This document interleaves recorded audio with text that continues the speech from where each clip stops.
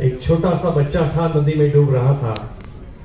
किसी सज्जन इंसान ने जान बचाई और चल दिया। बच्चे ने पीछे से आवाज लगाई, सर थैंक यू। सज्जन इंसान वापस आया और पूछा, क्यों? बोले, आपने मेरी जान बचाई इसलिए। सज्जन इंसान ने बच्चे के कंधे पे हाथ रखा और आंख में आंख डाल के बोला कि बेटे, बड़े होके साबित करना कि तुम्हारी जान बचाने लायक थी। और होप तो सारे लोग जिंदा है, चेक कर लीजिए। और क्या हमने प्रूव किया कि हम जिंदा रहने के लायक हैं, कि जिंदगी जहां ढसीट रही है वहां हम जा रहे हैं। तो anyway, thank you so much God, मुझे इंसान बनाया, क्योंकि मैं प्राउड फील करता हूं कि मैं इस सृष्टि का सबसे ताकतवर प्राणी की जाति में से हूं, इंसान। हमने पहाड़ों को चीर के रास्ते बनाए हैं, हमने नदियों का रुख मोड़ा है। हम चीते की तरह भाग नहीं सकते, हमने बुलेट ट्रेन डिजाइन की दिमाग से, और चीता थक सकता है, बुलेट ट्रेन नहीं थकती। हम ईगल की तरह उड़ नहीं सकते, हमारे पास पंख नहीं दिए, हमें बहुत कमजोर बनाया गया, लेकिन एक दिमाग दिया गया है। और ईगल की स्पीड होती है 300 किलोमीटर प्रति घंटा। इंसान ने जो जेट प्लेन डिजाइन किया, उसकी स्पीड होती है 23,000 किलोमीटर प्रति घंटा। उस इंसान का बच्चा होकर अगर कोई ये सोचता है कि मैं कर सकता हूं कि नहीं, तो ये हमारी जाति और हमारे माँ बाप के ऊपर सीधी गाली है। मेरे माता पिता, जिनकी वजह से मेरा जबड़ा है, मेरी आवाज है, मेरी सोच है, मेरा चमड़ा है, अगर वो नहीं है तो मैं कुछ भी नहीं हूं। Thank you so much mister Sameer Modi, क्योंकि आप कितने पावरफुल हो, कितने एजुकेटेड हो, क्या बैकग्राउंड है, क्या एटीट्यूड है, वो इंपॉर्टेंट नहीं है जब तक आपको एक सही प्लेटफॉर्म नहीं मिलता है ना। Yes. तो ये प्लेटफॉर्म डिजाइन करने वाले मिस्टर समीर मोदी को मैं थैंक्स बोलना चाहूंगा। Thank you so much doctor Surekha Bhargav, जो मेरी अपलाइन है और जिनको देख देख के मैं आगे बढ़ रहा हूं, जिनसे सीख सीख के मैं आगे बढ़ रहा हूं। और thank you so much my lovely team and Modi care management, जिसमें स्पेशल रवि जी और जयेश जी हमारे, जो मेरे दो पिलर है सक्सेस के। तो मैंने 21 अगस्त 2013 को मोदी केयर को स्टार्ट किया था। अभी 6 साल होने में एक दिन बाकी है, और 6 साल के अंदर लगभग 6.5 करोड़ रुपए में कमाया हूं इस बिजनेस से। 12 से 15 लाख मेरी इनकम है, और as per income tax department last year जो मेरी ग्रोस इनकम थी 26 AS के हिसाब से, वो 1,46,97,000 प्लस थी। उसके अगले साल मेरी 1,46,25,000 के आसपास थी। उसके अगले साल 75 लाख प्लस थी। तो 3 साल के बाद मैंने 10 लाख से ऊपर लेना स्टार्ट कर दिया था इस बिजनेस के थ्रू। तो लास्ट 3 साल से तो 10 लाख से नीचे का चेक मैंने देखा नहीं है। इंपॉर्टेंट वो नहीं है कि मैं बहुत पैसे कमाया, इंपॉर्टेंट वो है मेरी टीम में 50 लोग हैं जो महीने के 1 लाख से ज्यादा कमाते हैं। इस बिजनेस के थ्रू मैंने 3 कार खरीदी, जिसमें एक जगुआर है जो ड्रीम होता है। डेफिनेटली मैं 50 लाख जो महीने के लाख लेते हैं, उसमें भी 70% महिलाएं हैं। और जो मेरी टीम में जो नई कार खरीदी गई, उसमें भी 70% महिलाएं हैं। इनको बहुत सारी कंडीशन होती है। और मैं बिलीव करता हूं कि कोई भी देश तब सुपर पावर नहीं माना जाता जब उसकी गटरे, लाइट और इंफ्रास्ट्रक्चर ठीक हो। जब तक महिलाओं को एक जैसी समानता न मिले, तब तक वो देश कभी भी सुपर पावर नहीं हो सकता, है ना। Yes. और हमारे मोदी केयर में कुछ ज्यादा ही समानताएं हैं, और महिलाएं हमेशा ऊपर ही रहती है। आज इस देश की सबसे जो टॉप अर्नर है डॉक्टर सुरेखा भार्गव, जिनका महीने का चेक जो है 70 लाख रुपीस पर मंथ है, 70 लाख रुपए प्रति मंथ, वो भी एक महिला है। और इसीलिए जिन जेंट्स को ये लगता हो कि ये बिजनेस महिलाओं के लिए है, तो मेरी वाइफ ये बिजनेस नहीं करती, सिर्फ मैं करता हूं। और जिन लोगों को ये लगे कि ये पुरुष कर सकते हैं, तो आप सुरेखा भार्गव मैम को देख सकते हो। उनके हस्बैंड नहीं है और वो महीने के 70 लाख रुपए कमाते हैं। तो कहीं भी खोखली बहानेबाजी है और कुछ नहीं है। फॉरेन ट्रिप्स की बात करें तो Turkey, Moscow, London, Dubai, Singapore, Malaysia 2 बार, थाईलैंड 2 बार, ये सारे कंट्रीज हम घूम के आए। इंपॉर्टेंट वो नहीं है कि हम कई देश घूमे, लेकिन मेरी टीम से 12 से 1400 लोगों ने फॉरेन ट्रिप अचीव की है, 1200 to 1400। और आप यकीन नहीं मानोगे, इस बार जब मैं बताया गया, मैंने लगभग 20 लोगों को पूछा। अभी हम 2 दिन पहले आए थे, तो 111 लोगों की एक बैच थी जो पूरी टीम मेरी ही थी, और उसमें 15-20 लोगों को मैंने जस्ट पूछ लिया, तो सारे लोग पहली बार फ्लाइट में बैठ रहे थे। एक नहीं 20 के 20। कितना अच्छा लगता है। अमीरों को बहुत अमीर बना दिया, आओ मिलकर कुछ गरीबों को अमीर बनाते। एक सच्ची सेल्समैनशिप तो निभा सकते है ना। कौन डेमो नहीं करता। अमिताभ बच्चन सदी का महानायक है ना। क्या इज्जत शोहरत पैसा क्या नहीं है, फिर भी वो परफॉर्म करता है। वो एक एक्टर है, वो हीरो है। उसका काम है एक्टिंग करना और पैसे लेना, वही उसकी कमाई है। लेकिन वो एडवर्टाइजमेंट में ज्यादा पैसे कमाता है, तेल बेच के, सीमेंट बेच के, पैन बेच के, है ना। और तेल बेचे वो प्रॉब्लम नहीं है। नवरत्न तेल बेचने के बाद वो कुली का ड्रेस पहनता है, मसाज करता है। कभी चपरासी का ड्रेस पहनता है, मसाज करता है। अगर सदी के महानायक को चपरासी का ड्रेस पहन के मसाज करने में शर्म नहीं आती, तो किसके घर ऑयल की बोतल ले जाकर इसके फीचर्स को दिखाई सकते हैं ब्लेजर पहन के। विराट कोहली क्या नहीं है उसकी लाइफ में, वर्ल्ड का सबसे बेस्ट नंबर 1 स्पोर्ट्समैन है क्रिकेट के अंदर। इज्जत शौहरत पैसा सब कुछ है, बेशुमार है। अभी तो अच्छी बीवी भी मिल गई उसको, राइट। उसके बावजूद भी वो अभी उबर में टैक्सी चलाता है। हाजी पाजी कहाँ जाना है देखा आपने। हाँ। आप हुसैन को जानते हो, टीवी एक्टर है जो हार्पिक के एड में आता था। हाँ। वो हार्पिक में बेचारा वो टॉयलेट धो के अपना गुजरान चला रहा था। अक्षय कुमार को पता चला इसमें पैसे है, बोले हट अब मुझे धोने दे। अब अक्षय कुमार हार्पिक से धोता है। अब इनको शर्म नहीं आती और हम लोग बोलते हैं मुझे शर्म आती है।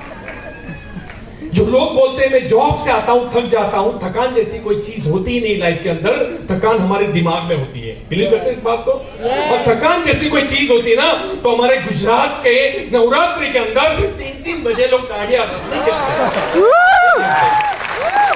तब तो नहीं थकते, तब तो सुबह उठ के वापिस जॉब भी जाते थे। वही उठने का टाइम होता है, लेकिन सोने का टाइम लेट होता है। वो एनर्जी होती है। एक फ्रेशर बच्चा एमबीए से आता है जॉब करके, मम्मा बोलती बेटा दूध लेके आ। मम्मा आई एम सो सॉरी, थका हुआ हूं, तुझे नहीं पता कॉर्पोरेट में कितना प्रेशर होता है। सोफे पे लेटा पड़ा है, एक मैसेज आता है, सूरत दुमार रोड पर उभी छू। हिरण कश्यप आप देखिए, उसको वहां पहुंचने में जो 30 मिनट का रास्ता है 15 मिनट में पहुंचेगा। ये एनर्जी कहां से आती है। मतलब किसी चीज को जब आप चाहने लगते हो तो उसमें आपको थकान नहीं आती। नहीं होती। पैशनेट रहिए। और इससे बड़ी चीज क्या हो सकती है कि आपको जैगुआर मिल सकती है, फॉरेन ट्रिप्स मिल सकती है, महीने के 15 लाख रुपए मिल सकते हैं। और क्या चाहिए लाइफ में। मैं कोई, अगर आप 50 लाख रुपए कमा रहे हो, मैं आपको 1 लाख कमाने के लिए नहीं बदल रहा हूं। आप 50 कमा रहे हो, मैं आपको 15 लाख के लिए बदल रहा हूं। और जीरो इन्वेस्टमेंट। और पता है इस बिजनेस में जीरो इन्वेस्टमेंट होना एक सबसे बड़ी तकलीफ है। क्योंकि अगर 5 करोड़ 2 करोड़ 50 लाख का अगर बिजनेस आपने एसेट्स कोई किया होता, तो क्या आप छोड़ के भागते? नहीं। अरे 10 बजे खोलने के बाद पूरे दिन एक कस्टमर नहीं आता ना, दूसरे दिन 9 बजे आते है ना। यस। तीसरे दिन 8 बजे आते। और कई जब अगर समझो कि साड़ियों का शोरूम है, आपको पता है कि बहनें बड़ी चूजी होती है ना। साड़ियां नीचे करवा देती है, गाड़ी है, मोटी है, पतली है, बड़ी डिजाइन है, छोटी डिजाइन है, मटेरियल ठीक नहीं है, लाइट है, ब्राइट है, सब कुछ करके बोलते हैं बाजू जी ना उशू। उसके बावजूद ये जो 2 करोड़ का शोरूम लेके बैठा है, बड़ी बड़ी लाइट ऊपर गिराई हुई है, 20 बच्चे खड़े रखे हैं। अब मालिक खुद मैदान में आ जाता है, मैम क्या हुआ, मैम क्या हुआ। अरे वो बॉम्बे से नया माल है, वो निकाल। अब ये खुद सेल्समैन बनता है 2 करोड़ इन्वेस्ट करने के बाद। और फिर ये कैसे है? वहां शर्म नहीं आती, वहां शर्म नहीं आती। वो धंधा नहीं चलने के बावजूद भी वो नित्य नए प्रयास करता है उसको चलाने के लिए, क्योंकि 2 करोड़ दबे हुए। खड़ा हो गया है ना, आधे हो जाएंगे। बट मोदी केयर में आपने के मोदी केयर पर नहीं जीवता, नहीं करूं जा। Zero investment. और इसलिए लोगों को छोड़ने में मजा आता है। इसको जो छोड़ने का रीजन है ना, मैं तो बोलता हूं 10-10 लाख डिपॉजिट लेनी चाहिए गवर्नमेंट की ओर से।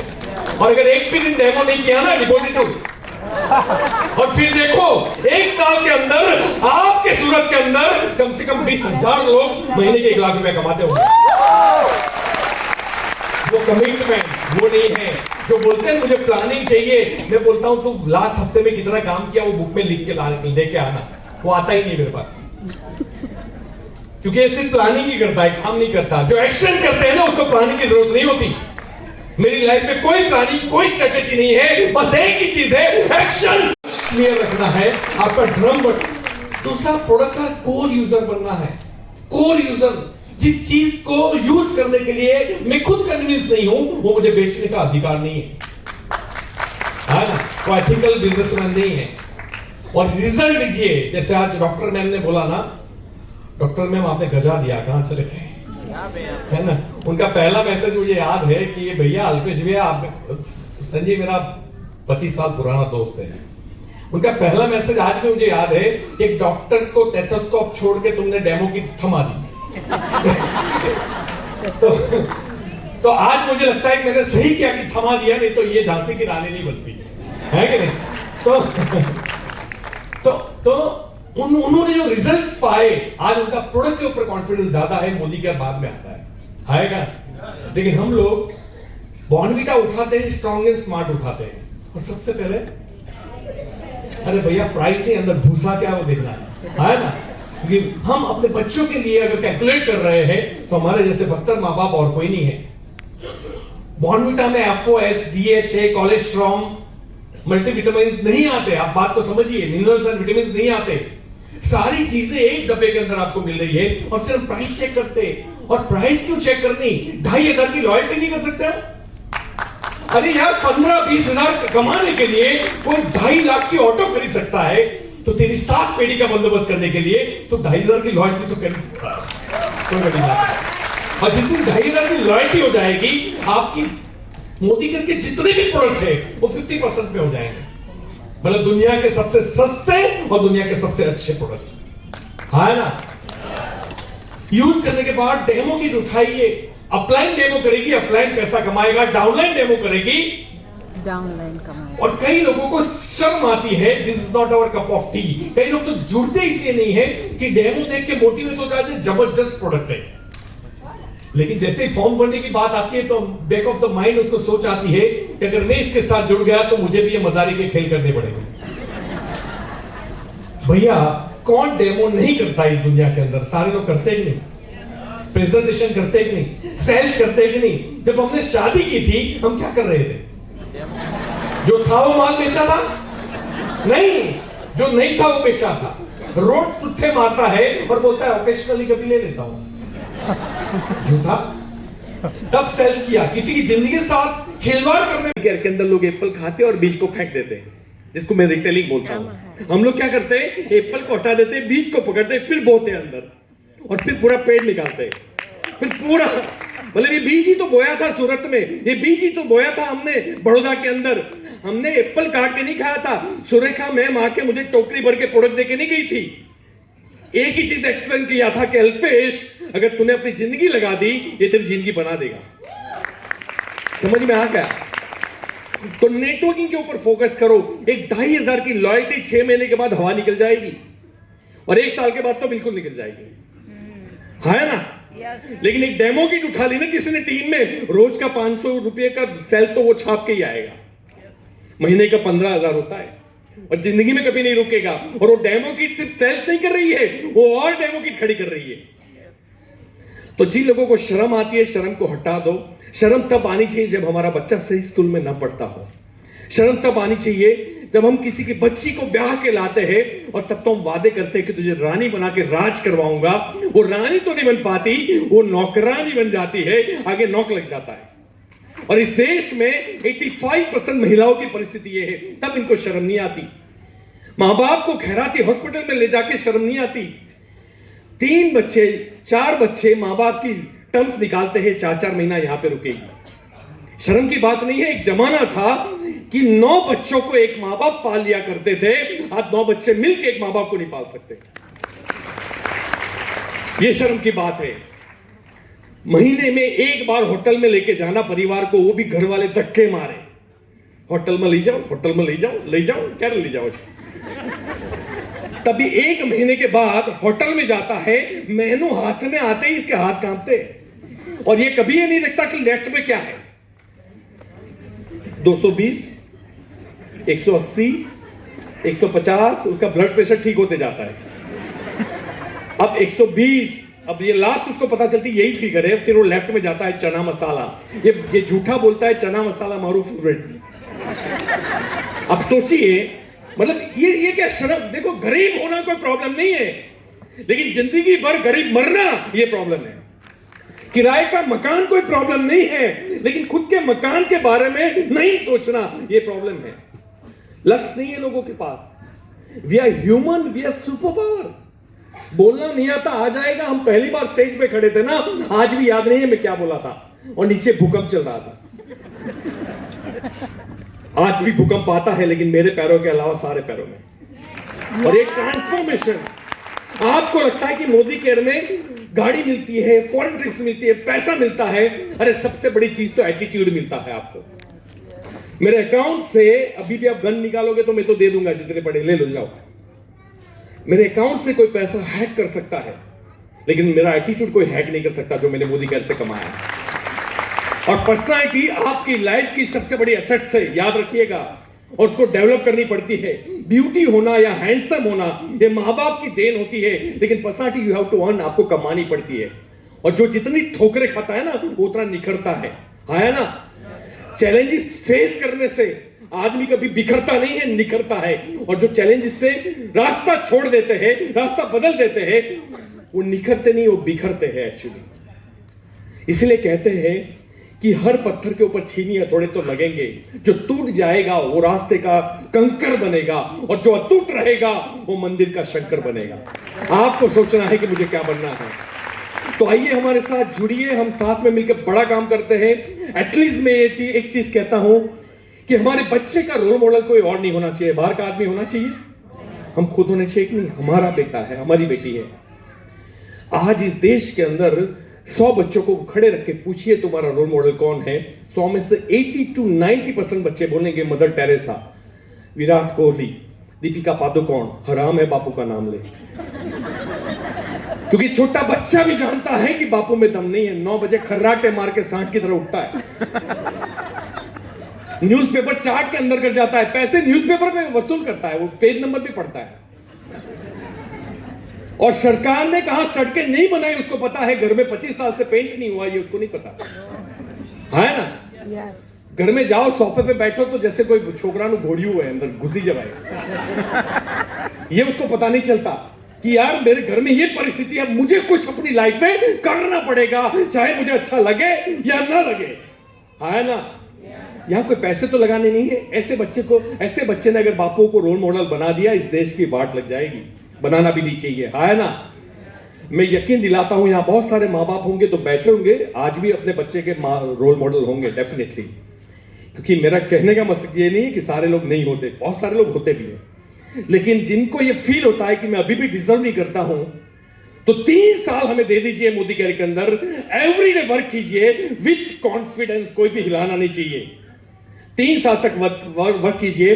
रात को नींद में से 2:30 बजे भी बच्चे को उठा के पूछा जाएगा ना, बेटा तुम्हारा रोल मॉडल कौन है, बच्चा नींद में से उठ के बोलेगा मेरा रोल मॉडल मेरा बापू है, मेरा रोल मॉडल मेरी मां है। तो आइए स्टार्ट करते हैं मिलके। Thank you so much. जय हिंद।